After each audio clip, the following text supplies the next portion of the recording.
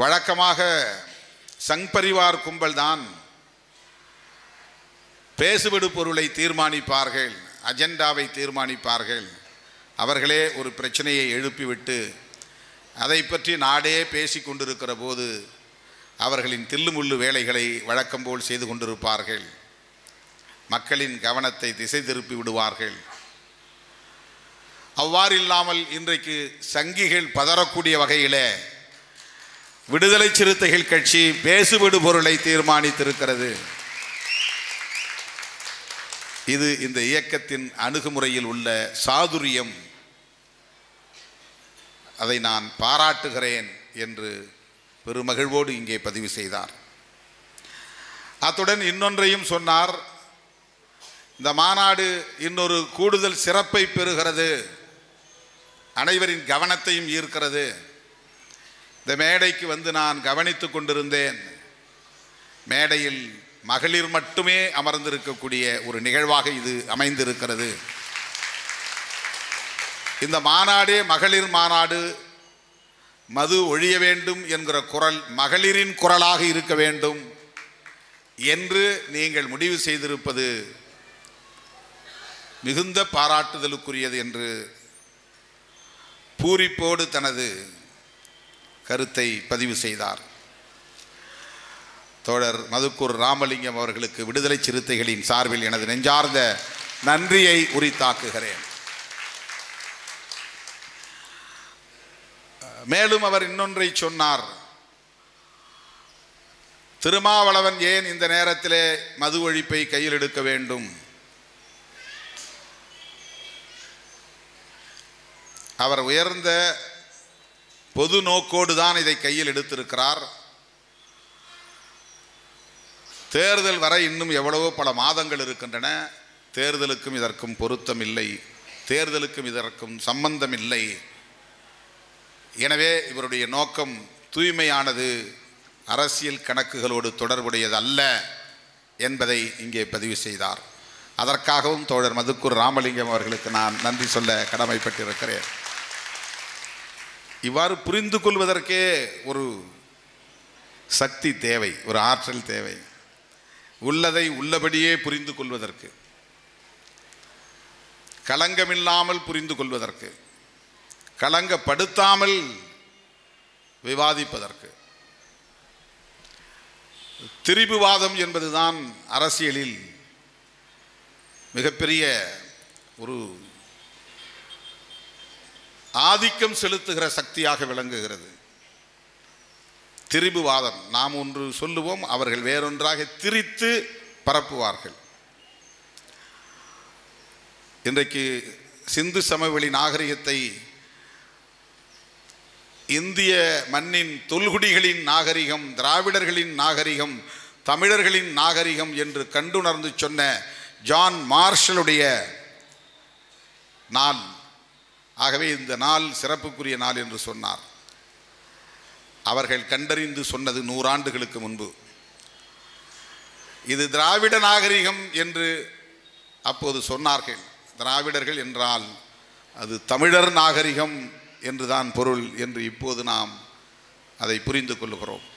ஆனால் சங் பரிவார்கள் அது திராவிட நாகரிகம் இல்லை, ஆரிய நாகரிகம் என்று திரித்து கருத்து பரப்புகிறார்கள். அங்கே சரஸ்வதி என்ற ஒரு நதி ஓடியதாகவும் கதை கட்டுகிறார்கள். இவ்வாறு வரலாற்றையே திரித்து தவறான செய்திகளை மக்களிடையே பரப்புகிற கும்பல் தான் இன்றைக்கு ஆட்சி அதிகார பீடத்திலே அமர்ந்திருக்கிறார்கள். வரலாறு வேறு, புராணம் வேறு.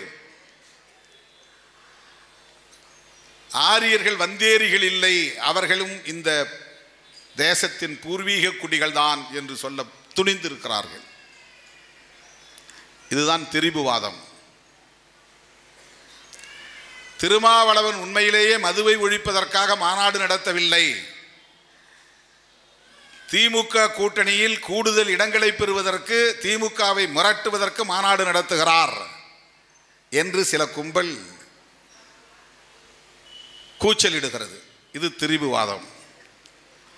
இன்னொரு தரப்பினர் இல்லை இல்லை, திமுகவை விட்டு வெளியேறுவதற்கு திருமாவளவன் திட்டமிடுகிறார், எடப்பாடி பழனிசாமி அவர்களோடு மறைமுகமாக பேச்சுவார்த்தை நடத்தி கொண்டிருக்கிறார். திமுக கூட்டணியை உடைப்பதுதான் திருமாவளவனின் நோக்கம். இப்படி ஒரு கும்பல் திரித்து உண்மையை மறைத்து பொய் செய்திகளை பரப்பி இருக்கிறது. இதுதான் திரிபுவாதம் என்று பொருள். இந்த திரிபுவாதம்னா என்ன அப்படிங்கிறத நீங்கள் தெரிஞ்சுக்கணும். உண்மைக்கு மாறாக அவர்களின் விருப்பத்தை ஏற்றி அவர்கள் விருப்பத்திற்கு ஏற்ப ஒரு கதையை, ஒரு நேரேஷன், ஒரு கதையை உருவாக்கி பரப்புவார்கள். ஏன் இந்த மாநாட்டை இப்போது நடத்த வேண்டும்? இப்படி சிலர் கேள்வி எழுப்புகிறார்கள். திடீரென்று திருமாவளவனுக்கு என்ன ஞானோதயம் வந்து விட்டதா என்று கேள்வி எழுப்புகிறார்கள். அவர்கள் இப்போதுதான் விழித்து பார்க்கிறார்கள். நம்ம எல்லாம் கவனிக்க இப்போதுதான் தொடங்கி இருக்கிறார்கள். இதே மகளிரணி சார்பில் 2015 திருச்சிராப்பள்ளியில் மது ஒழிப்பு மகளிர் மாநாட்டை விடுதலை சிறுத்தைகள் கட்சி ஏற்கனவே நடத்தி இருக்கிறது. ஊர் ஊராய் துண்டறிக்கைகளை கொடுத்து பரப்புரையில் ஈடுபட்டிருக்கிறது. மதுவை ஒழிப்போம், மனித வளம் காப்போம் என்ற முழக்கத்தை எழுப்பியிருக்கிறோம். அப்போது அவர்களுக்கு செவியில் ஏறவில்லை. நாம் அவர்களுக்கு ஒரு பொருட்டு இல்லை. நம் பேச்சை அவர்கள் கேட்பதில்லை, கவனிப்பதில்லை. இப்போதும் அவர்கள் கவனிக்கிறார்கள். ஏன் கவனிக்கிறார்கள் என்றால், ஏதோ நாம் பெரிய சக்தி அல்லது திருமாவளவன் பெரிய தலைவர் என்றெல்லாம் அவர்கள் மதிப்பீடு செய்து கவனிக்கவில்லை. அவர்கள் கவனிப்பதற்கு காரணம், ஏதாவது ஒரு வார்த்தையை திருமாவளவன் தப்பித்தவறி விட்டுவிட மாட்டானா? அதை பயன்படுத்தி திமுக கூட்டணியில் உரசலை ஏற்படுத்தி, விரிசலை ஏற்படுத்தி பிளவை உண்டாக்க முடியாதா? திமுக கூட்டணியை பலவீனப்படுத்த முடியாதா என்று இளவு காத்த கிளி போல் காத்து கிடக்கிறார்கள். இந்த பழமொழி அடிக்கடி நீங்கள் கேட்டிருப்பீங்க. அது என்ன இளவு காத்த கிளி? இளவுன்னா இளவம் பஞ்சு. கிளி பஞ்சு வெடிக்கிறதுக்கு முன்னாடி இளவம் செடியில் அந்த பஞ்சு பூக்கும் இல்லையா, அதுக்கு முன்னாடி இது காய் மாதிரியே இருக்கும். பார்க்குறதுக்கு நல்லா மூடி போயிருக்கும், பச்சையாக இருக்கும். அது ஒரு காய் மாதிரி இருக்கும். அது பழுக்குன்னு நினச்சிக்கிட்டு கிளி போய் அது மேலே உட்காந்துருக்கும். எப்போ பழுக்குமோ அப்போ சாப்பிட்லாம். மரத்தில் உட்காந்து பார்த்துக்கிட்டே இருக்கும். அப்பப்போ வந்து பார்த்துட்டே போகும். இளவஞ்செடியில் இந்த காய் மாதிரி இருக்கக்கூடிய அது எப்போ பழுக்கும்னு. கடைசியாக அது வந்து பழுக்காது, வெள்ளையாக பருத்தியாக வெடிக்கும். கிளி ஏமாந்து போகும். அதான் இளவு காத்த கிளி. அது பழுக்கும் பழுக்கும் என்று காத்திருந்த கிளிக்கு ஏமாற்றத்தை தருவது இலவம் செடி, பருத்தி செடி. இலவம் பஞ்சு இருக்கு இல்லையா, இலவம் பஞ்சு பருத்தி. அதை பார்த்தீங்களா உங்களுக்கு தெரியும். பூ பூக்கிறது முன்னாடி, பருத்தி வெடிக்கிறது முன்னாடி அது காய் மாதிரியே இருக்கும் மொத்தத்துக்கும். இலவு காத்த கிளி. அப்படி பழுக்கும் என்று காத்திருந்து ஏமாந்து போன கிளிகளைப் போல திமுக கூட்டணி வெடித்து சிதறும் என்று காத்திருந்தவர்கள் ஏமாந்து போனார்கள். உடனே திருமாவளவன் பின்வாங்கிவிட்டார். திருமாவளவன் காலில் வீழ்ந்து விட்டார். திருமாவளவன் தோற்று போய்விட்டார். இதெல்லாம் அவருடைய கணிப்பு. ஏனென்றால் அவர்கள் எதிர்பார்த்தது நடக்கவில்லை. சிறுத்தையாய் பாய்வார் என்று பார்த்தோம், சிறுத்து போய்விட்டார். ஆணை வெடி போல் வெடிக்கும் என்று பார்த்தோம், புஸ்வானம் ஆகிவிட்டது. இதெல்லாம் நீங்க எங்கே உட்கார்ந்துட்டு கற்பனை பண்ணினால் அதற்கு நானா பொறுப்பு? உங்களுடைய கற்பனை பொய்த்து போனது, நிறைவேறவில்லை. உங்கள் கனவு நிறைவேறவில்லை. பகல் கனவு கண்டு கொண்டிருக்கிறீர்கள். கள்ளக்குறிச்சியிலே நடந்த சாராய சாவு, நச்சு சாராய சாவுகளுக்கு ஆறுதல் சொல்ல வேண்டும், அந்த மக்களை சந்தித்து ஆறுதல் சொல்ல வேண்டும் என்று நான் அந்த பகுதிக்கு சென்று பகலிரவாய் தங்கி இருந்து 69 குடும்பத்தாரையும் சந்தித்து பேசிய பிறகு அந்த மண்ணிலிருந்து, களத்திலிருந்து மக்களின் கட்டளையை ஏற்று எடுத்த முடிவு. சென்னையில் ஆர்ப்பாட்டம். அந்த ஆர்ப்பாட்டத்தில் நான் பேசிய பேச்சில் தன்னியல்பாக வெளிவந்த அறிவிப்பு, செப்டம்பர் 17 பெரியார் பிறந்த நாளில் மது ஒழிப்பு மகளிர் மாநாடு. ஏற்றுக்கொண்ட பணிச்சுமைகளின் காரணமாக செப்டம்பர் 17க்கு நம்மால் தயாராக முடியாத நிலையிலே சில நாட்கள் தள்ளி வைப்போம் என்று அக்டோபர் 2க்கு தள்ளி வைத்திருக்கிறோம். அக்டோபர் 2 தான் அடுத்து இருக்கிற ஒரு பொருத்தமான நாள். அம்பேத்கர் பிறந்த நாளில் வைக்கக்கூடாதுன்னா மறுபடியும் பின்னால் போக முடியாது, அடுத்த வருஷம் தான் வைக்க முடியும். அதுக்கு ஒரு 8 மாதம் காத்திருக்க முடியாது. அதுக்குள்ளே எத்தனை மாற்றங்கள் ஏற்படும் தெரியாது.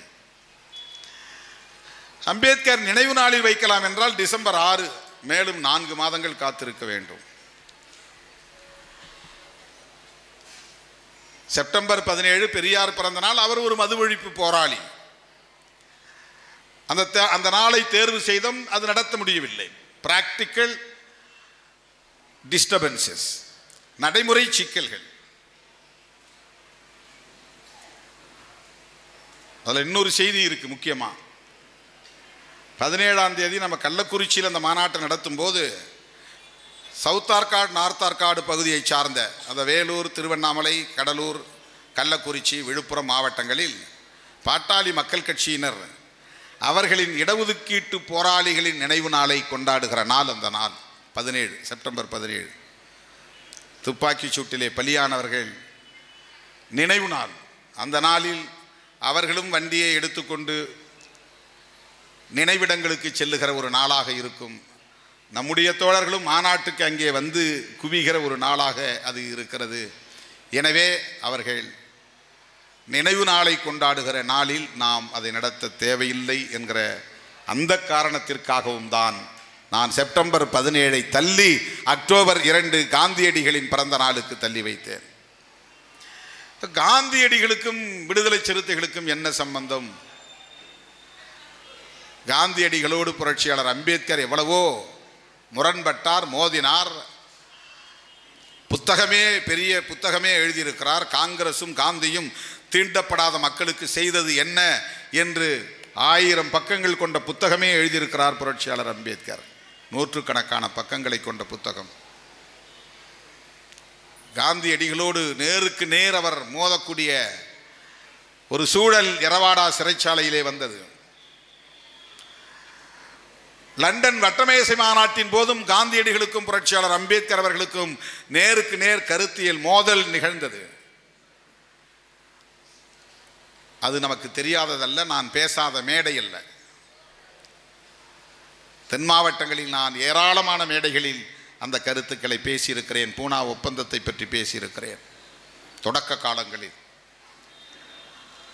ஆனாலும் கூட காந்தியடிகளை நாம் இந்த இடத்துல ஏன் பொருத்தமாக பார்க்கிறோம் என்றால், காந்தியடிகளுடைய அரசியலில் 2 முக்கிய செய்திகள். இதை நீங்கள் உன்னிப்பாக கவனிக்க வேண்டும். சாதி, மனு தர்மம், தீண்டாமை போன்றவற்றில் காந்தியோடு நமக்கு முரண்பாடு உண்டு. மனு தர்மத்தை அவர் நம்பக்கூடியவர். இந்த பிறவி, அடுத்த பிறவி, போன பிறவி என்கிற கருத்திலே அவருக்கு நம்பிக்கை உண்டு. சாதிய கட்டமைப்பிலே அவருக்கு நம்பிக்கை உண்டு. வர்ணாசிரம தர்மத்தை அவர் ஏற்றுக்கொண்டவர். இதெல்லாம் நமக்கு முரண்பாடு உண்டு. காந்தியடிகளோடு 2 புள்ளிகளில் புரட்சியாளர் அம்பேத்கரும் உடன்படுகிறார். ஒன்று மதசார்பின்மை, செக்யூலரிசம். இன்னொன்று மதுவிலக்கு, புரோஹிபிஷன். இந்த 2லும் புரட்சியாளர் அம்பேத்கரின் கருத்தோடு காந்தியடிகளின் கருத்தும் உடன்படுகிறது. இதை எப்படி நாம் புறந்தள்ளிவிட முடியும்? இந்த நாடு விடுதலை அடைந்த பிறகு குடியரசான நேரத்திலே இந்த நாட்டுக்கு என்ன பெயர் சூட்டுவது, இந்த நாட்டுக்கான மதம் என்ன மதம் என்று தீர்மானிக்கக்கூடிய ஒரு நெருக்கடி ஏற்பட்ட போது புரட்சியாளர் அம்பேத்கர் அந்த சட்டத்தை வகுத்தளிக்கக்கூடிய இடத்திலே இருந்ததால் தான் இந்த நாட்டுக்கு ஒரு அரச மதம் இல்லாமல் போனது, தடுக்க முடிந்தது. State religion. இந்த நாட்டுக்கு ஒரு அரச மதம் என்று எதை அறிவிக்க முடியும்? முஸ்லிம் மதத்தை அறிவிக்க முடியுமா? முடியாது. கிறிஸ்தவ மதத்தை அறிவிக்க முடியுமா? முடியாது. பார்சி மதத்தை அறிவிக்க முடியுமா? முடியாது. சமண மதத்தை, பௌத்த மதத்தை அறிவிக்க முடியுமா? அதெல்லாம் ரொம்ப சிறுபான்மை மதம். ஆகவே அரசாங்கம் அரச மத ஒன்றை அறிவிக்க வேண்டுமானால் இந்து மதத்தை தான் அறிவிக்க முடியும். இந்து மதம் அரச மதமானால் சாதி, தீண்டாமை, வர்ணாசிரம தர்மம், பாலின பாகுபாடு, ஆண் மேலானவன் பெண் கீழானவள் என்கிற அனைத்து தர்மங்களும் சட்டப்பூர்வமானவையாக ஆகிவிடும். அரசமைப்பு சட்டத்திலேயே அது அங்கீகரிக்கப்பட்டுவிடும். வர்ணாசிரம தர்மம் இந்த தேசத்தின் தர்மமாக மாறி போயிருக்கும். மனு தர்மம் இந்த தேசத்தின் சட்டமாகவே மாறி போயிருக்கும். இதை தடுத்த மாமனிதர் தான் புரட்சியாளர் அம்பேத்கர் அவர்கள். No state religion. இந்தியாவிலே பல மதங்களை பின்பற்றக்கூடிய மக்கள் இருக்கிறார்கள், பல மொழிகளை பேசக்கூடிய மக்கள் இருக்கிறார்கள், பல பண்பாடுகள் நிறைந்த சமூகங்கள் இந்த மண்ணிலே வாழ்ந்து கொண்டிருக்கிறார்கள். எனவே ஒரு குறிப்பிட்ட மதம் அரச மதமாக இருக்க தேவையில்லை. செக்யூலரிசம் என்பதுதான் இந்திய அரசின் மதம் தொடர்பான கோட்பாடு என்ற முடிவை புரட்சியாளர் அம்பேத்கர் எடுத்தார். அம்பேத்கருக்கும் காந்திக்கும் ஆகாது. காந்தி அப்ப நேருவை கூப்பிட்டு அம்பேத்கர் சொல்லுகிற கருத்துக்கு உடன்படக்கூடாது, இந்தியாவின் பூர்வீகமான பண்பாடு இந்து பண்பாடு தான், எனவே நமக்கு ஒரு மதம் தேவை, அது இந்து மதம்தான், இந்து மதம் என்று நீ அறிவிக்க வேண்டும் என்று நேருவுக்கு அவர் கட்டளையிட்டிருந்தால் நேருவால் அதை மீறி இருக்க முடியாது. ஏனென்றால் நேரு என்பவரே காந்தியால் உருவாக்கப்பட்டவர். நேரு தனித்திறன் உள்ளவர் என்பது வேறு, தனி ஆளுமை என்பது வேறு. ஆனால் காந்தியடிகளால் முன்மொழியை பெற்று அந்த பீடத்தை அவர் கைப்பற்ற முடிந்தது. ஜவஹர்லால் நேரு மதசார்பின்மையில் உடன்பாடு உள்ளவர், காந்தியடிகள் மதசார்பின்மையிலே உடன்பாடு உள்ளவர், புரட்சியாளர் அம்பேத்கர் மதசார்பின்மையிலே உடன்பாடு உள்ளவர். இந்த மூன்று பேரும் ஒரு புள்ளியிலே இணைகிறார்கள் என்றால் அது செக்யூலரிசம் என்பதுதான். அதற்கடுத்து காந்தியடிகளோடு புரட்சியாளர் அம்பேத்கர் உடன்படுகிறார் என்றால் அது மது ஒழிப்பு என்பதை யாரும் மறுக்க முடியாது, யாரும் மறுக்க முடியாது. எனவேதான் விடுதலை சிறுத்தைகள் கட்சி காந்தியடிகளின் பிறந்த நாளை தேர்வு செய்திருக்கிறோம். மது ஒழிப்பு மகளிர் மாநாடு. இவ்வளவு விவரமெல்லாம் நம்ம விமர்சிப்பவர்களுக்கு தெரியாது. அவர்கள் நுனிப்புல் மேய்கிறவர்கள். தெரிந்தவர்கள் வேண்டுமென்று பேசுவார்கள். அவர்களுக்கு ஒரு அஜெண்டா இருக்கிறது. பாரதிய ஜனதா கட்சி தமிழ்நாட்டிலே காலூன்ற வேண்டும், காலூன்ற வேண்டுமானால் திராவிட அரசியல் பலவீனப்பட வேண்டும், திராவிட அரசியல் பலவீனப்பட வேண்டுமானால் திமுகவும் அதிமுகவும் பலவீனமாக வேண்டும், திமுகவும் அதிமுகவும் பலவீனப்பட வேண்டுமானால் ஏற்கனவே அதிமுக ஒரு பலவீனமான நிலையில்தான் இருக்கிறது, அது மீண்டும் ஆட்சியை பிடிக்குமா என்பது கேள்விக்குறி. ஆனால் ஆட்சியில் இருக்கிற திமுக தோழமை கட்சிகளோடு வலுவாக கட்டுக்கோப்பாக இருக்கிறது. அதுதான் இப்போ அவர்களுக்கு பிரச்சனை. திராவிட முன்னேற்ற கழகம் தனித்து இந்த செல்வாக்கோடு இல்லாமல் இடதுசாரிகள் உடன் இருக்கிறார்கள், காங்கிரஸ் இருக்கிறது, விடுதலை சிறுத்தைகள் கட்சி இருக்கிறது, இஸ்லாமிய கட்சிகள் இருக்கின்றன. தொடர்ந்து 3-4 பொதுத் தேர்தல்களில் ஜாக்பாட் அடிக்கிறார்கள், பெரிய பெரிய வெற்றியை எய்துகிறார்கள். இந்த தேர்தலிலாவது எப்படியாவது இந்த கூட்டணியை பலவீனப்படுத்தி விட வேண்டும். அப்ப யார் இந்த கூட்டணிக்குள்ளே முரண்பாடான பொருள்களை தொட்டு பேசுகிற கட்சி எது, ஆள் எது? என்ன முரண்பாடு? ஆளுங்கட்சியோடு மக்கள் பிரச்சனைகளை பேசுகிற போது நெருடல்கள் வரும். அந்த முரண்பாடு. சாதி கொடுமையை நாம் கண்டித்து பேசுவோம், வேங்கவயல் பிரச்சனையை கண்டிப்போம். ஆளும் கட்சிக்கு அது ஒரு நெருக்கடி தான், முரண்பாடாகத்தான் இருக்கும்.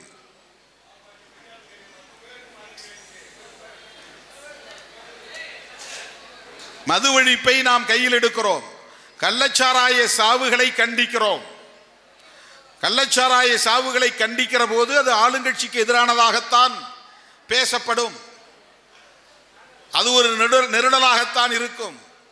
இதை இன்றைக்கு துணிந்து பேசுகிற இயக்கம் விடுதலை சிறுத்தைகள் கட்சி.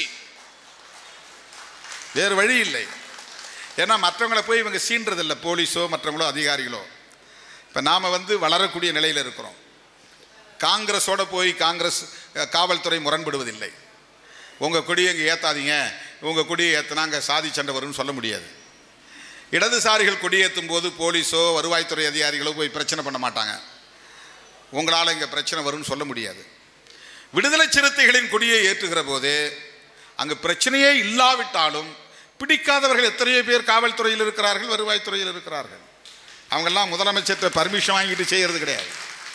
அவனுக்கு பிடிக்காது, அவனுக்கு இருக்கிற அதிகாரத்தை அவன் பயன்படுத்துவான்.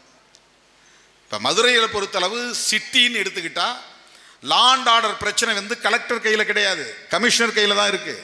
எந்த சிட்டியாக இருந்தாலும் மெட்ராஸ் சிட்டின்னா போலீஸ் கமிஷனர் தான் லா அண்ட் ஆர்டர் பொறுப்பு. மதுரை சிட்டின்னா போலீஸ் கமிஷனர் தான் லா அண்ட் ஆர்டர் பொறுப்பு. நெல்லை சிட்டின்னா போலீஸ் கமிஷனர் தான் லா அண்ட் ஆர்டரை பார்க்கணும். ஆனால் மதுரையில் கலெக்டர் தலையிடுறாங்க. அவங்களுக்கு அதில் சம்பந்தமே கிடையாது.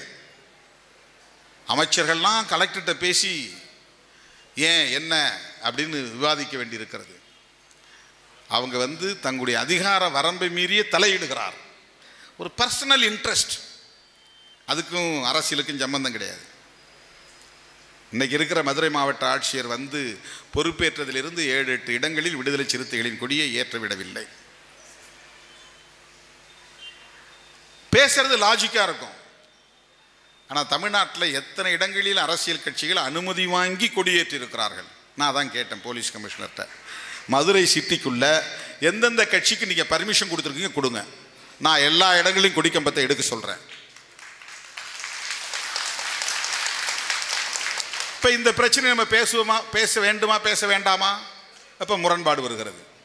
அப்போது திமுக ஆளுங்கட்சி கூட்டணியில் விடுதலை சிறுத்தைகள் கட்சி மக்கள் பிரச்சனைகளுக்காக சில இடங்களில் போராட வேண்டிய தேவை வருகிறது.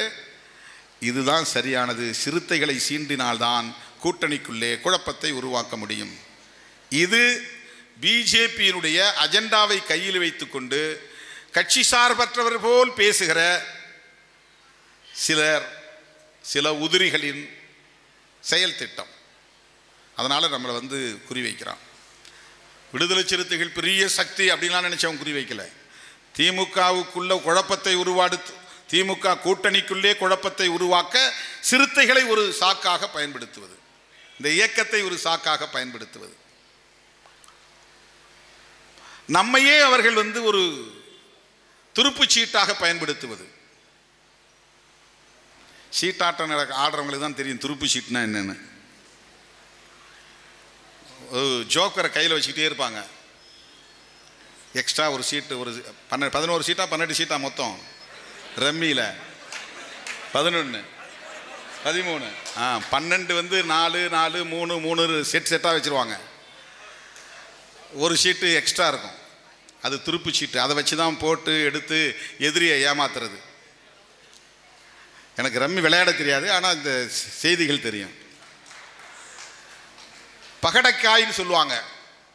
பகடைக்காய்னா ஆடுபுலி ஆட்டம் ஆடும்போது புளியங்காய் வச்சுக்குவாங்க, இல்லைன்னா கூழாங்கல் வச்சுக்குவாங்க. அந்த காய் இப்படி உருட்டி விளையாடுறது. தாயங்கட்டையில் உருட்டி விளையாடுறது. ஆடுபுலி ஆட்டத்தில் வச்சு விளையாடுறது. எடுத்து ஒரு கல்லாக எடுத்து வெட்டி எடுப்பாங்க, செஸ்ஸில் விளையாடுற மாதிரி. அந்த காயை தங்கள் விருப்பம் போல் காயை உருட்டி விளையாடுறதுக்கு பாருங்கள், வச்சு விளையாடுறதுக்கு பாருங்கள், வெட்டி எடுக்கிறதுக்கு பாருங்கள். அந்த மாதிரி அரசியல் களத்தில் அவர்கள் ஆடும் சதுரங்க விளையாட்டில் நம்மை காய்களாக நகர்த்த பார்க்கிறார்கள். நாம காய் நகர்த்தல, அவர்கள் நகர்த்த பார்க்கிறார்கள். நம்ம இப்படி வச்சு உடனே திமுகவுக்கு ஒரு ப்ரொவோகேஷன், ஆத்திரத்தை மூட்டி, திருமாவளவனுக்கு அவ்வளோ வந்துருச்சா, தூக்கி எறி பார்த்து, விடுதலை சிறுத்தைகள் வேண்டாம், கூப்பிடு வேற கட்சி யார் அப்படின்னு அவங்க செட் பண்ணுறதுக்கு முயற்சிக்கிறாங்க. இல்லைன்னா விடுதலை சிறுத்தைகளுக்கு கோபத்தை மூட்டி, எங்களுக்கு வேற ஆப்ஷன் இருக்குது, நாங்கள் அங்கே போக தயாராக இருக்கிறோம், உங்களோட இருக்க மாட்டோம் அப்படின்னு பேச வைக்கிறது. இந்த யூடியூப் போகிறவங்களாம் வாயை மூடிட்டு எலெக்ஷன் வரலும் கவனமாக இருக்கணும். சங்கத்தமிழன், வன்னி அரசு, கட்சியில் இருக்கக்கூடிய பொறுப்பாளர்கள்லாம் ரொம்ப கவனமாக இருக்கணும். இப்போ கிட்டு வேற கிளம்பிட்டான், பாவலன், வாயை பிடுங்குவார்கள். பிளாஸ்டர் ஒட்டிக்கிட்டு தான் இருக்கணும் நீங்கள் எலெக்ஷன் முடிகிற வரையிலும். ஏன்னா நாம் எதேச்சியாக பேசுவோம்.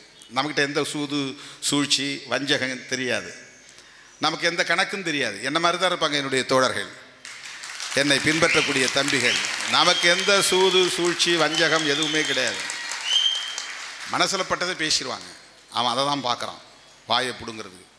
நான் வஞ்சகம் இல்லாமல் சொன்னேன், மது ஒழிப்பு பொதுவான பிரச்சனை, யார் வேண்டாலும் வரலாம், அதிமுகவும் வரட்டும்னு பிடிச்சிக்கிட்டானு அந்த ஒரு வார்த்தையை கெட்டியா ஒரு வார காலம் போட்டு சாத்துன்னு சாத்துறான். யாரை சாத்துறான்? நம்மளை சாத்தல, அவன் நம்மளை சாத்துறதா நினச்சிக்கிட்டு அவனே அடிச்சுக்கிட்டான். துணியை எடுத்து கல்லில் துவைக்கிறதா நினச்சிட்டு அவன் கையை ஓங்கி அடிச்சுக்கிட்டான். அவன் கையை அவனுக்கு புண்ணா போச்சு. வெறுங்கையால் பாறையை ஓங்கி அடித்த மாதிரி. அந்த ஒரு வார்த்தை தான். உள்ளபடியே எந்த சூதும் இல்லை சூழ்ச்சியும் இல்லை. பேட்டி கொடுத்துக்கிட்டு இருக்கிற போது அவங்க கேட்டாங்க.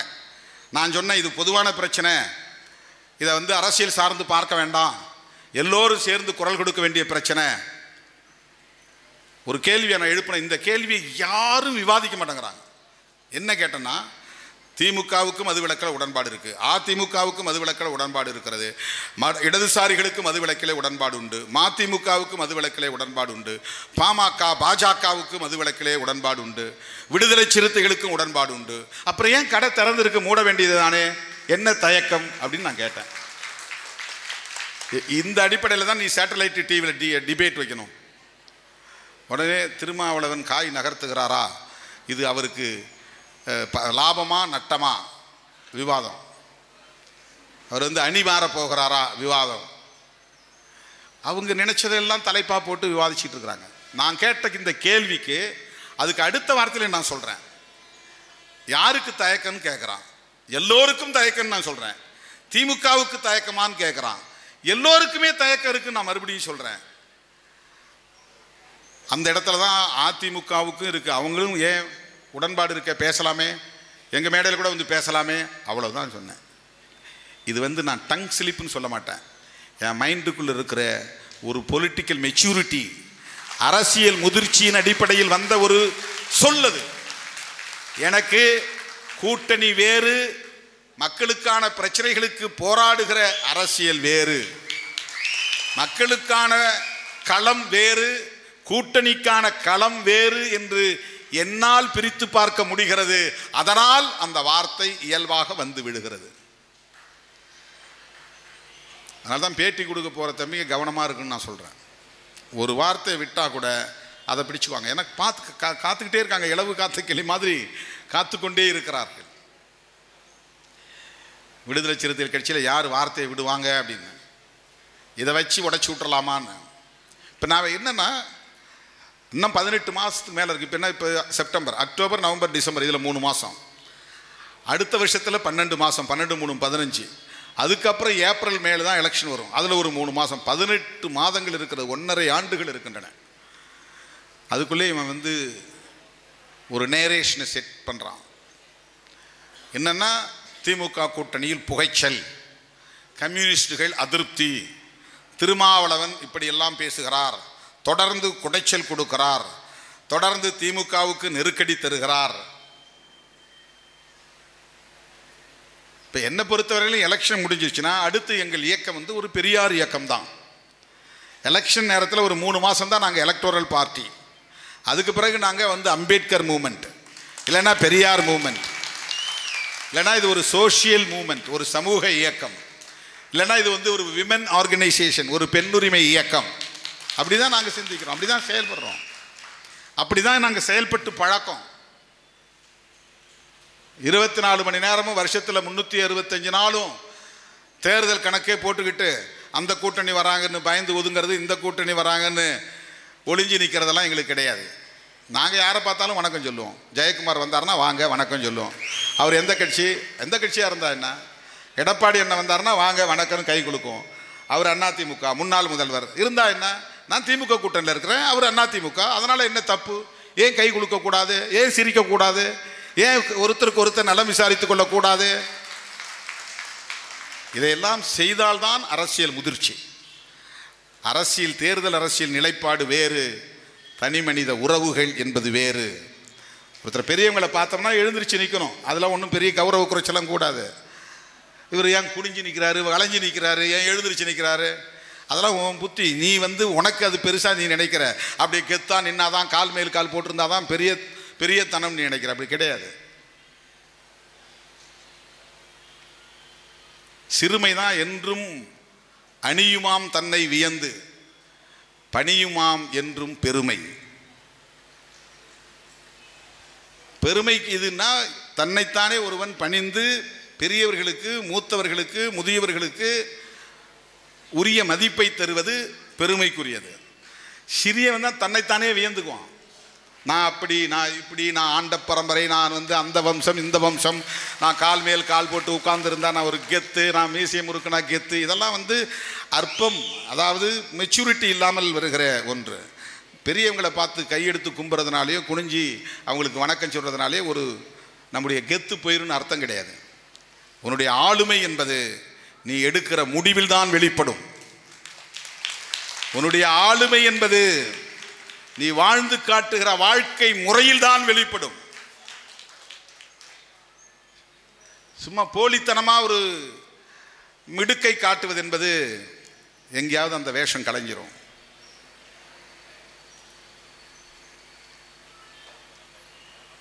விடுதலை சிறுத்தைகள் கட்சி தேர்தல் கூட்டணி அரசியலை வேறாகவும், மக்கள் பிரச்சனைகளுக்கான அரசியலை வேறாகவும் பார்க்கிற தெளிவை பெற்றிருக்கிறது, துணிவை பெற்றிருக்கிறது, அரசியல் முதிர்ச்சியை பெற்றிருக்கிறது என்பதுதான் அந்த பேட்டியின் சாரம். அதில் நான் சொன்னேன், அதை பிடிச்சுக்கிட்டாங்க. தோழர்களே, இது போன்ற சக்திகள் நம்மை சுற்றி இந்த அரசியல் களத்தில் இருப்பதை நாம் புரிந்து கொள்ள வேண்டும் என்பதற்காக சொல்லுகிறேன். இன்னும் மாநாட்டுக்கு 10 நாள், இந்த 10 நாட்களுக்குள்ள என்ன வேணுமானாலும் அவர்கள் கதை கட்டி விடுவார்கள். யாராவது பிடித்து உட்கார வைத்து ஆளுக்கு ஒரு பேட்டியை எடுத்து சமூக ஊடகங்களில் அவதூறு பரப்புவார்கள். அதை நாம் பொருட்படுத்த தேவையில்லை. தோழர் மதுக்கூர் ராமலிங்கம் அவர்கள் சொன்னதைப் போல இது சமூக பொறுப்புணர்வுடன் கூடிய ஒரு நிலைப்பாடு. மிக முக்கியமாக ஒரு தேசத்தின் மனிதவளம் பாழாகிறது என்கிற கவலையில் இருந்துதான் இதை அணுக வேண்டும். ஒரு குடும்பத்தில் ஒருவன் குடிக்கிறான், அவன் உடல்நலம் பாதிக்கப்படும், குடும்பம் பாதிக்கப்படும் என்பது ஒன்று. அதுபோல பல்லாயிரக்கணக்கானவர்கள் பாதிக்கப்படுகிற போது 80-90 வயது வரையில் வாழ வேண்டியவர்கள், அறிவாற்றலை பெருக்கிக் கொள்ளக்கூடியவர்கள், பேராசிரியர்களாக பரிணமிக்கக்கூடியவர்கள், சிறந்த கவிஞர்களாக வர வேண்டியவர்கள், நீதிபதிகளாக வர வேண்டியவர்கள், சிறந்த கலைஞர்களாக, படைப்பாளர்களாக, இயக்குநர்களாக, கவிஞர்களாக, எழுத்தாளர்களாக வர வேண்டியவர்கள் இளம் வயதிலேயே குடிப்பழக்கத்திற்கு, போதை பழக்கத்திற்கு ஆளாகி அவை அனைத்தையும் இழந்து போகிறார்கள் என்றால் அது அவனுக்கான தனிப்பட்ட இழப்பு அல்ல, ஒரு தேசத்திற்கு நேர்ந்த இழப்பு, மனிதவள இழப்பு. பெருந்தலைவர் காமராஜர் 14 வயதிலே குடிப்பழக்கத்திற்கு ஆளாகி இருந்தால் நமக்கு பெருந்தலைவர் என்கிற ஒரு பேராளுமை கிடைத்திருக்குமா? தந்தை பெரியார் பெரிய செல்வந்தர் குடும்பத்திலே பிறந்தவர். ஆர்த்தோடாக்ஸ் என்று ஆங்கிலத்திலே சொல்வார்கள். அப்படி மத நம்பிக்கை உள்ள ஒரு குடும்பத்திலே பிறந்தவர். கடவுள் நம்பிக்கை, மத நம்பிக்கை, புராண நம்பிக்கை உள்ள ஒரு குடும்பத்திலே பிறந்தவர். யார்? தந்தை பெரியார். பிறக்கும் போதே அவர் ஒரு செல்வந்தர் குடும்பத்திலே பிறந்தவர். அவருக்கு எந்த சோசியல் ஹியூமிலியேஷனும் கிடையாது. நீ கீழ் சாதி, கீழே உட்காரு, இந்தா உனக்கு தனி டம்ளரு, நீ செருப்பு போடக்கூடாது, நீ சைக்கிள் மிதிக்கக்கூடாது என்று எந்த அவமானமும் அவருக்கு நேர்ந்ததில்லை. ஆனால் அவர் சாதியை ஒழிக்க வேண்டும், சனாதன தர்மத்தை அழித்தொழிக்க வேண்டும் என்று தனது இறுதி மூச்சு வரையில் போராடுகிற ஒரு மாபெரும் மகத்தான போராளியாக வளர்ந்தார். அந்த மகத்தான போராளி போதை பழக்கத்திற்கு அடிமையாகி இருந்தால் நமக்கு கிடைத்திருப்பாரா? அப்படி அடிமையாகி இருந்தால் அது மனித வளம் பாழானது என்று பொருள். சிந்தித்து பாருங்கள். கௌதம புத்தரும் அப்படித்தான். அவர் காலத்திலும் மது பழக்கம் இருந்தது. அதுவும் அரச குடும்பத்திலே பிறந்தவர்களுக்கு மது மாது என்பதெல்லாம் மிக எளிதாக கிடைக்கும். அவர்களே ஏற்பாடு செய்வார்கள். 24 மணி நேரம் மது அருந்த முடியும். மாதுக்களோடு அவர்கள் சுதந்திரமாக விரும்பியது போல் வாழ முடியும். அந்தப்புறம் என்று அதற்கென்றே இருக்கிறது என்றெல்லாம் நாம் படித்திருக்கிறோம்.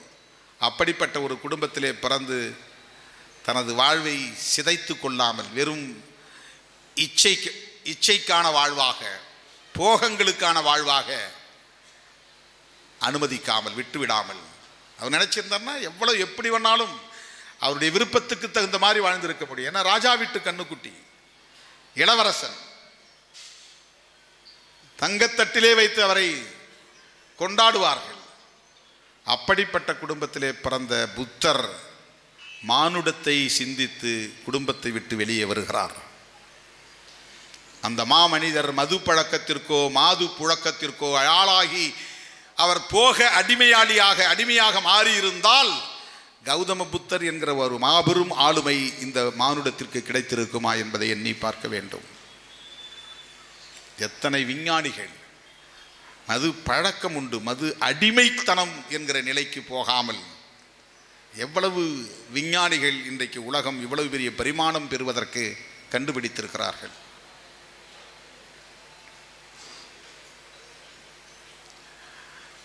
எனவே இந்த மது பழக்கம், போதைப் பொருளின் பழக்கம் அவர்களை அடிமைக்கு தள்ளி அந்த போதைக்கு அடிமையாக்கி அவர்கள் சிதைந்து போவது மட்டுமில்லாமல் ஒரு தேசத்திற்கான மனித வளம் பாழாகி விடுகிறது. ஹியூமன் ரிசோர்ஸ், மனித வளம் பாழாகி விடுகிறது. நீ தமிழ்நாடு அரசாங்கத்துக்கு 45,000 கோடி வருமானம் வருதுன்னு தான் பார்க்குறீங்க. இந்த 45,000 கோடி வருமானத்தினால் பாதிக்கப்படுகிற இளைஞர்களின் வாழ்க்கை எத்தனை, அந்த இளைஞர்களில் எத்தனை பேர் மிகச்சிறந்த தலைவர்களாக வரக்கூடிய வாய்ப்பை பெற்றவர்களாக இருந்திருப்பார்கள், அந்த இளைஞர்களில் எத்தனை பேர் விஞ்ஞானிகளாக இருந்திருப்பார்கள், அந்த இளைஞர்களில் எத்தனை பேர் பொறியாளர்களாக இருந்திருக்க வாய்ப்பு இருக்கிறது, அந்த இளைஞர்களில் எத்தனை பேர் படைப்பாளர்களாக இருக்க வாய்ப்பு இருக்கிறது, அந்த இளைஞர்களில் எத்தனை பேர் மனிதநேயம் உள்ள வள்ளலாரை போன்ற ஞானிகள் மெய்ஞானிகள் இருப்பதற்கு வாய்ப்பு இருக்கிறது. அவர்கள் எல்லாம் இந்த 43,000 45,000 லாபம் என்கிற அடிப்படையிலே அடிமையாகி பாதியிலேயே 30 வயதிலேயே 40 வயதிலேயே சிதைந்து போகிறார்களே. இது மனித வளம் பாழாகிறதா இல்லையா? மனித வளம் என்பதை கவனத்திலே கொள்ள வேண்டும். ரொம்ப முக்கியமானது இது, ரொம்ப ரொம்ப முக்கியமானது. ஒரு வீட்டில் உன் புருஷன் இறந்து போறான், அதனால உன் குடும்பம் நடுத்தெருவுக்கு வருகிறது என்பது ஒரு புறம். அப்படி நடுத்தெருவுக்கு வருகிற அந்த குடும்பத்தை தாங்குகிற சுமை கைம்பெண்ணின் தோளில் விடுகிறது. கணவன் இல்லாத கம்முனாட்டின்னு அவன் கிராமத்தில் கம்முனாட்டி பொம்பளைம்பா. அவன் ஏன் கம்முனாட்டி இங்கே நல்ல காரியத்துக்கு தலையை காட்டுறா? ஒதுங்க சொல்லு. சாமி கும்பிட முடியாது, கம்முனாட்டி வரக்கூடாது. கல்யாணம் பண்ணக்கூடாது, கம்முனாட்டி வரக்கூடாது. காது குத்து விழாவில் வரக்கூடாது. கைம்பெண்களை ஒதுக்கி வைக்கக்கூடிய அவலம். 28 வயதிலே நான் பார்த்தேன். எக்கியார் குப்பத்திலே ஒரு பெண் 3 குழந்தைகளோடு அழுதபடி சொல்லியது. உனக்கு என்னம்மா வயது என்று கேட்டோம். 28 வயது. அந்த பெண்மணி 80 வயது வரையில் வாழ்வதற்கான வாய்ப்பு இருக்கிறது மிக இலகுவாக. அப்படி என்றால் இன்னும் 53 ஆண்டுகள் இந்த சமூகத்தில் அந்த பெண் ஒரு கைம்பெண்ணாகவே வாழ வேண்டும். அப்படி கைம்பெண்ணாக வாழக்கூடிய அந்த பெண் சந்திக்க போகிற சவால்கள் எத்தனை, அவலங்கள் எத்தனை, அவமானங்கள் எத்தனை, அவதூறுகள் எத்தனை, அவ்வளவையும் தாங்கிக் கொண்டு இந்த பிள்ளைகளை கரையேற்ற வேண்டும். அந்த பிள்ளைகள் குடிப்பழக்கத்திற்கு ஆளாகாமல் தடுக்க வேண்டும். இப்படி லட்சக்கணக்கான பெண்கள், கைம்பெண்கள் இந்த நாட்டில் ஈழத்திலே சிங்கள பௌத்த பேரினவாதத்தோடு எதிர்த்து போரிட்ட நிலையிலே தமிழ் ஆண்கள் இறந்து 1,00,000 பெண்கள் கைம்பெண்களாக இருக்கிறார்கள் என்று புள்ளி விவரம் கூறுகிறது. ஆனால் இங்கே எந்த யுத்தமும் நடக்கவில்லை. மண்ணுக்காக, மக்களுக்காக, மொழிக்காக. அதை விட பன்மடங்கு பல லட்சக்கணக்கான கைம்பெண்கள் இந்தியா முழுவதும் இருக்கிறார்கள். இவர்களின் நிலை என்ன? 45,000 கோடி ஒரு ஆண்டுக்கான வருமானம் முக்கியமா? லட்சக்கணக்கான விதவைகள் இந்த மண்ணிலே அல்லலுறுகிறார்களே, அவர்களின் வாழ்வை பாதுகாக்க வேண்டும் என்பது முக்கியமா? இதுதான் நாம் எழுப்ப விரும்புகிற கேள்வி. குஜராத், பீகார் ஆகிய 2 மாநிலங்களை தவிர இந்தியா முழுவதும் எல்லா மாநிலங்களிலும் அரசு மதுபான கடைகளை திறந்து வைத்திருக்கிறதே, இதை தடுப்பது யார்? இது மாநில அரசுகளுக்கு மட்டுமே உள்ள பொறுப்பா, இந்திய ஒன்றிய அரசுக்கும் உள்ள பொறுப்பா? இதற்கு யார் விடை சொல்வது? இதைத்தான் விடுதலை சிறுத்தைகள் கட்சி எழுப்புகிறோம். இதில் இந்திய ஒன்றிய அரசுக்கு பொறுப்பு இல்லையா? உத்தரப்பிரதேசத்திலே பாஜக ஆட்சி நடத்துகிறது. மதுவிலக்கு கொள்கையை ஏன் நடைமுறைப்படுத்தவில்லை? நீங்கள் பெரிய நியாயவான்கள் தானே, இந்துக்களின் பாதுகாவலர்கள் தானே, ஆன்மீகத்தின் அடிப்படையில் தானே மக்களுக்கு தொண்டு செய்கிறீர்கள். உங்கள் வாழ்க்கையே துறவு வாழ்க்கை தானே, எந்த இச்சைக்கும் ஆட்படாதவர்கள் தானே. இந்த மக்களை பாழாக்கி கொண்டிருக்கிற மது வகையை ஏன் உத்தரப்பிரதேசத்தில் உங்களால் தடுக்க முடியவில்லை? மதுவிலக்கு கொள்கையை கொண்டு வர முடியவில்லை. யாரை ஏய்க்கிறீர்கள்? இந்துக்களின் உண்மையான பாதுகாவலர்களாக இருந்தால் இந்துக்களை பெரிதும் பாதிப்புக்குள்ளாக்குகிற இந்த மது வியாபாரத்தை அரசே நடத்தலாமா, அதை நிறுத்த வேண்டாமா என்று விடுதலை சிறுத்தைகள் கேட்கிறோம். தமிழ்நாட்டோடு நாங்கள் நின்று விடவில்லை, இந்தியா முழுவதும் மதுவிலக்கு வேண்டும் என்கிறோம். இந்திய தேசம் முழுவதும் மதுவிலக்கு வேண்டும். சில கூமுட்டைகள் கேட்கிறான், இது ஸ்டேட் பாலிசி, நீ ஏன் மோடி கிட்ட கேட்கிற? அங்க மோடி அது எல்லாம் எங்களுக்கு பிரச்சனை. நேஷனல் பாலிசி வேண்டும். இந்தியா முழுவதும் மதுவில்லாத ஒரு தேசம் வேண்டும். இதில் என்ன தவறு இருக்கிறது?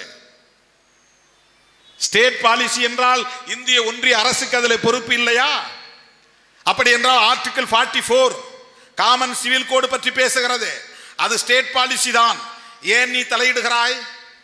அதை காரணம் சொல்லி ஏன் இந்திய ஒன்றிய அரசு பொது சிவில் சட்டம் கொண்டு வருவோம் என்று நியாயப்படுத்துகிறீர்கள்? அதிலே உங்களால் தலையிட முடியும், 47 தலையிட முடியாதா? 47 என்ன சொல்லுகிறது? மாநில அரசுகள் சத்தான உணவை, ஊட்டச்சத்தை அந்த மாநிலத்தில் வாழும் மக்களுக்கு உருவாக்கி தர வேண்டும், அதற்கான ஏற்பாடுகளை செய்ய வேண்டும். அதுல சொல்லுது, உடலுக்கு தீங்கு விளைவிக்கக்கூடிய இன்டாக்சிகேட்டிங் சப்ஸ்டன்சஸ், போதை ஊட்டக்கூடிய பொருள்களை தடுக்க வேண்டும், எக்ஸப்ட் மெடிசினல் பர்பசஸ். மருந்துக்கு பயன்படுத்தப்படக்கூடிய போதைப் பொருள்களை தவிர மனிதன் கன்சம்ஷன் ஆஃப் ஹியூமன், அவன் கன்சியூம் பண்றான், குடிக்கிறான், போதை சாப்பிட்றான், போதை, அந்த சப்ஸ்டன்சஸ், இன்டாக்சிகேட்டிங் சப்ஸ்டன்சஸ், அதில் அப்படியே இருக்கு அந்த வார்த்தை. இன்டாக்சிகேஷன்னா போதை ஊட்டும் அப்படின்னு பொருள். இந்த டாக்ஸின் அப்படின்னா நஞ்சுன்னு அர்த்தம். இன்டாக்சிகேஷன்னா நஞ்சைத்தான் அதை போதை என்கிறோம். போதை என்றாலே நஞ்சு தான். டாக்ஸின் அப்படின்னாலே நஞ்சு. உடம்புல இருக்கிற நஞ்சை வெளியேற்றுறது பேர் டீடாக்சின் அப்படின்னு சொல்லுவாங்க. நஞ்சை வெளியேற்றுவது, வெளியேற்றுவதற்கு பேர் டீடாக்சி, உள்ளேற்றுவதற்கு பேர் இன்டாக்சிங், இன்டாக்சிகேஷன். போதையை உள்ள ஏற்றுறது, போதையை ஏற்றுறதுல நஞ்சை ஏற்றுவது, இதுதான் ஸ்லோ பாய்சன். எது? மதுதான் ஸ்லோ பாய்சன். ஸ்லோ பாய்சன்னா என்ன? சில பேர் கேட்பான், அது சாப்பிட்டுட்டு கொஞ்சம் நேரம் கழித்து சாகிறதுன்னு அர்த்தம் இல்லை. நீ சாப்பிட்ற ஒவ்வொன்றும் கொஞ்சம் கொஞ்சமாக உன் ஆயுளை குறைச்சிக்கிட்டே வரும். நீ 80 வயசு வரலாம் வாழக்கூடிய உடம்பு உனக்கு ஹெல்த் இருக்கு. எல்லா மனுஷனும் 80 வயசுன்னு சராசரியாக இப்போ வாழ முடியும். பிறந்ததிலிருந்து 80 ஆண்டுகள் உன்னுடைய இதயம் நன்றாக வேலை செய்யும், 80 ஆண்டுகள் உன்னுடைய சிறுநீரகம் நன்றாக வேலை செய்யும், 80 ஆண்டுகள் உன்னுடைய செரிமான மண்டலம் சிறப்பாக வேலை செய்யும், 80 ஆண்டுகள் உன்னுடைய சுவாச மண்டலம் சிறப்பாக வேலை செய்யும். நீ ஒழுங்காக இருந்தால், பீடி சிகரெட் குடிக்காமல் இருந்தால் நுரையீரல் 80 ஆண்டுகள் இருக்கும். மது குடிக்காமல் இருந்தால் கல்லீரல் 80 ஆண்டுகள் இருக்கும். இதயம் 80 ஆண்டுகள் வேலை செய்யும். எல்லா உறுப்புகளுக்கும் மனித வாழ்வில் சராசரியாக இப்போது 80 ஆண்டுகள். நீ உடம்பை நல்லபடியாக கவனிச்சிட்டுனா, நல்லபடியாக கவனிக்கிறதுனா என்ன? 8 மணி நேரம் தூங்கணும்னா தூங்கணும். எனக்கு தூங்க முடியல, என் உடம்பை நல்லபடியாக கவனிக்க முடியல அப்படின்னா என்னன்னா ஆயுள் குறைன்னு அர்த்தம். நீ ஒரு நாளைக்கு 8 மணி நேரம் தூங்கலைன்னா உன்னுடைய 80 ஆண்டுகள்ங்கிற ஆயுளில் 1 நாள் 2 நாள் 3 நாள் குறைஞ்சிக்கிட்டே வரும். தூக்கமின்மை, உரிய நேரத்தில் எழாமல் படுக்கையிலேயே கிடந்தால் உன்னுடைய ஆயுள் குறையும். உரிய நேரத்தில் சாப்பிடாமல் கண்ட நேரத்தில் சாப்பிட்டால் உன் ஆயுள் குறையும். மது அருந்தினால் உன் ஆயுள் குறையும். உன்னுடைய ஆயுள் எண்ணிக்கை குறைஞ்சிட்டே வரும். இதெல்லாம் எதுவுமே செய்யாமல் சரியா எக்ஸசைஸ் செய்கிற, தினம் எழுந்திரிச்சு நடந்தால் உனக்கு ஆயுள் 80 வயசு சொல்லு. அதுதான் அது நார்மல். 80 வயசு வரலும் நீ வாழ முடியும். நாள்தோறும் நீ எழுந்திரிச்சு நடக்கிற அல்லது உடல் எக்ஸசைஸ் பண்ணுறேன்னா நீ 80 வயசு வரலும் தாராளமாக இருக்கலாம். ரொம்ப ஸ்பைசியாக சாப்பிடக்கூடாது, அதை காரமாக சாப்பிடக்கூடாது, நார்மலாக இருக்கணும். 80 வயசு வரலும் உங்கள் வயிறு செரிமான மண்டலம் தாங்கும். கொழுப்பு வகைகள் சாப்பிடக்கூடாது, அதிகமாக கொழுப்பை சாப்பிட்டா உன் ஆயுள் குறையும். கொழுப்பு வகைகளை குறைச்சிக்கிட்டா 80 வயசில் நீ இருக்கலாம். இதெல்லாம் நார்மல். இதுதான் ஒழுங்காக உடலை பார்த்து கொள்வது. ஆனால் நாம் என்ன செய்கிறோம்? கறி மீன் மசாலாவை தடவி பயங்கரமாக காரத்தை வச்சு ராத்திரி 1:30 மணிக்கு சாப்பிட்றோம். கிடைக்கிற நேரத்தெல்லாம் சாப்பிட்றோம்.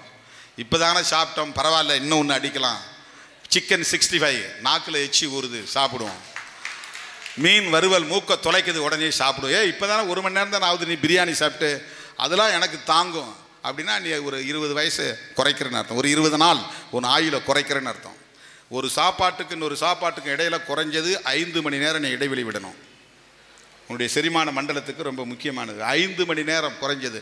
4 மணி நேரம் ஆகும் ஸ்டொமக்கை விட்டு அந்த அந்த அரைத்த உணவு வெளியேறுவதற்கு 4 மணி நேரம் ஆகும்.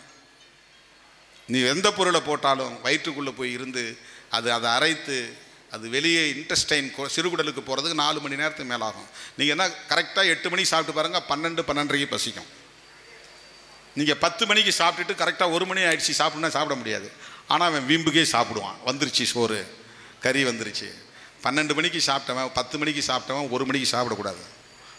10 மணிக்கு சாப்பிட்டா நீ 4 மணி நேரம் கழித்து 3 மணிக்கு தான் சாப்பிடணும். அது 2 மணி அல்லது 2:30 மணிக்கு தான் சாப்பிடணும்.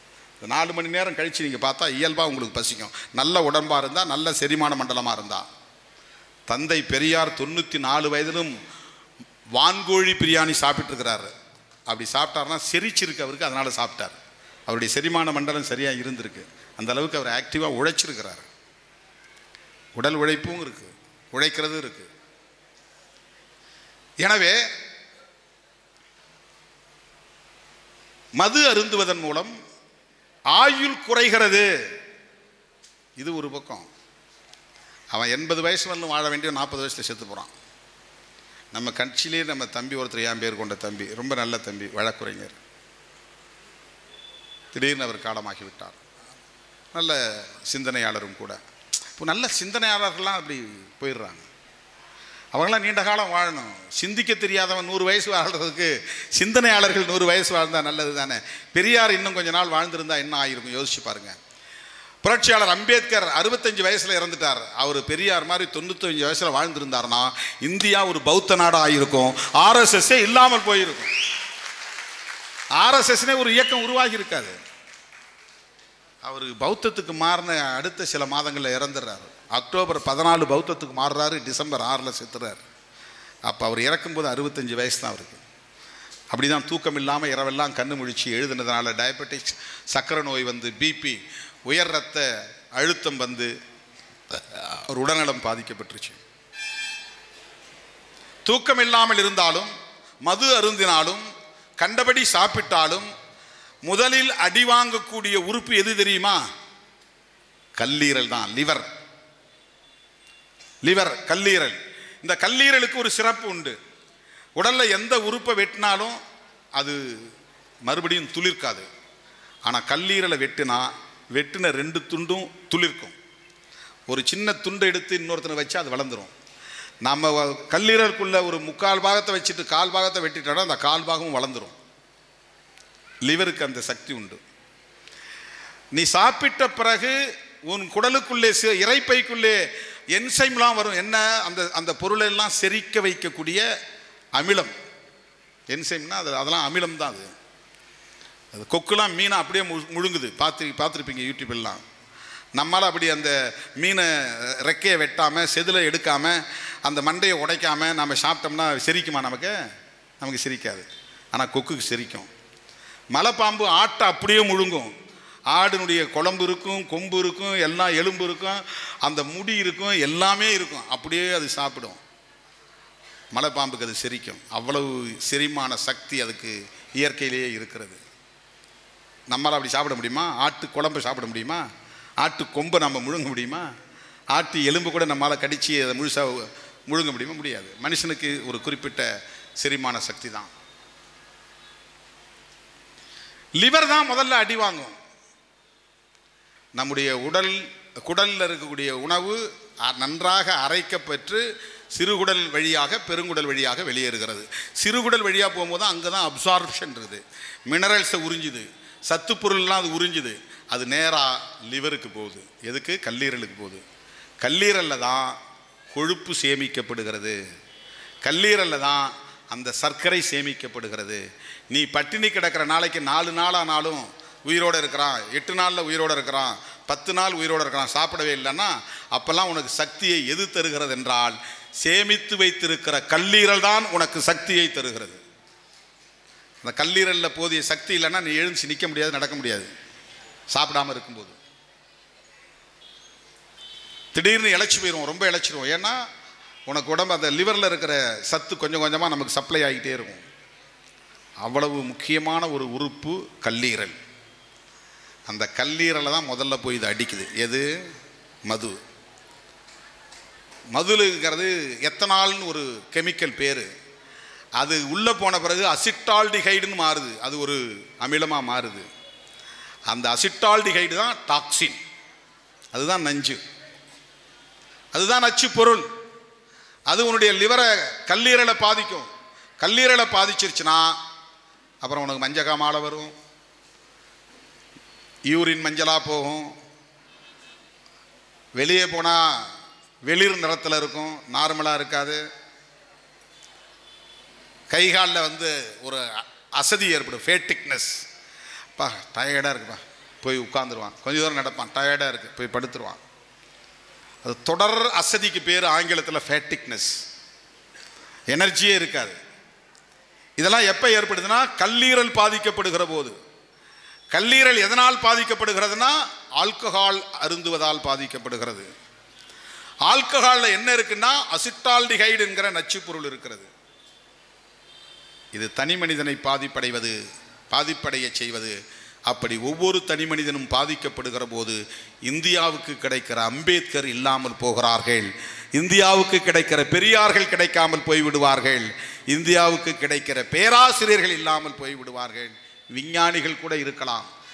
நம்மள எவ்வளோ பேர் ஆற்றல் பெற்றவர்கள் வருகிறார்கள் நம்ம காலத்திலே, சமகாலத்திலேயே. இன்றைக்கெல்லாம் பிள்ளைகள் படிக்கிற படிப்பு, வாங்குகிற மதிப்பெண்கள்லாம் பயங்கரமாக இருக்கு. என்ன ஆகும்?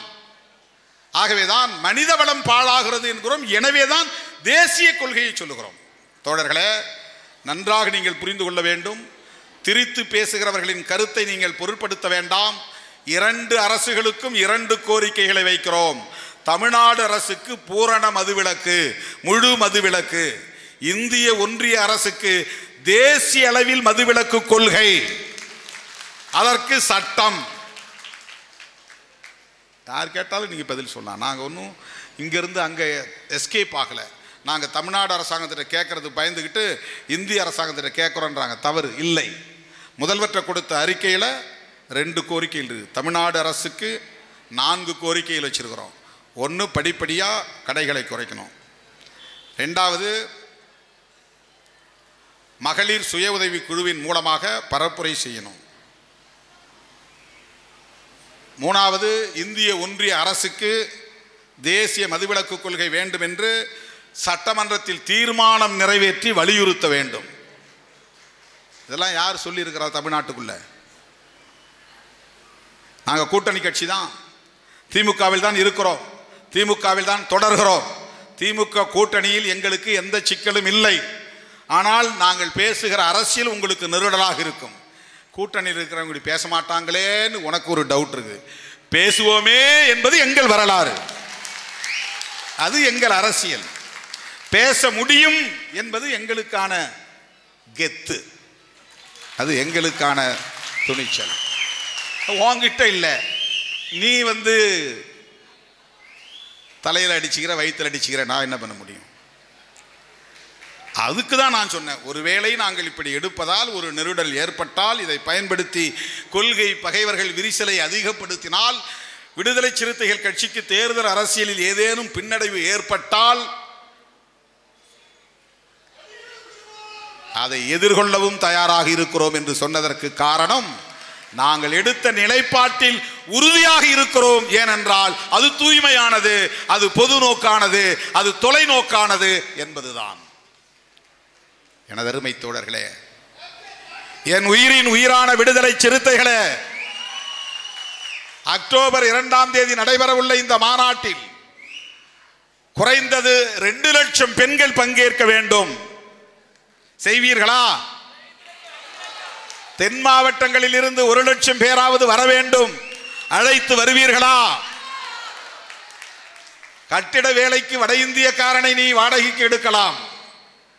கட்சி பணிகளுக்கு நாம் அப்படி யாரையும் வெளியிலிருந்து வாடகைக்கு அழைக்க முடியாது.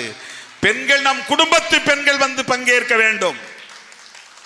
நம்முடைய அம்மா வர வேண்டும், அல்லது நம்முடைய பிள்ளைகள் வர வேண்டும், அல்லது மனைவி வர வேண்டும்.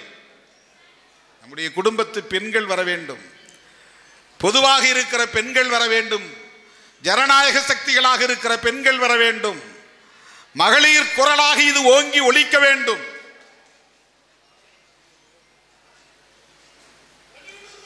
தேசிய மதுவிலக்கு கொள்கையை இந்திய ஒன்றிய அரசு நிறைவேற்றுகிற வரையில் நாம் இதை பெரிய அளவிலே பரப்புரையாக தமிழ்நாடு முழுவதும் மாநாட்டுக்கு பிறகும் எடுத்துச் செல்வோம் என்பதை சொல்லி வாய்ப்புக்கு நன்றி கூறி மாநாட்டில் சந்திப்போம் என கூறி முடிக்கிறேன். நன்றி, வணக்கம்.